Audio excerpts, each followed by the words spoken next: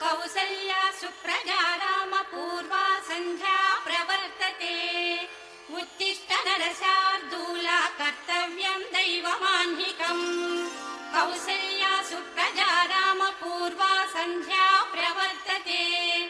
उत्तिष्ठ नरशार्दूला कर्तव्यं दैवमाह्निकम्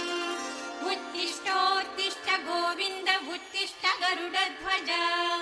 उत्तिष्ठ कमलाकान्ता त्रैलोक्यं मङ्गलं कुरु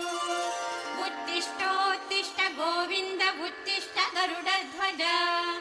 उत्तिष्ठ कमलाकान्ता त्रैलोक्यं मङ्गलं कुरु मातः समस्त जगतां मधुकैटभारेः वक्षो विहारिणि मनोहर दिव्यमूर्ते श्री स्वामि निःसृत जनप्रिय दानशीले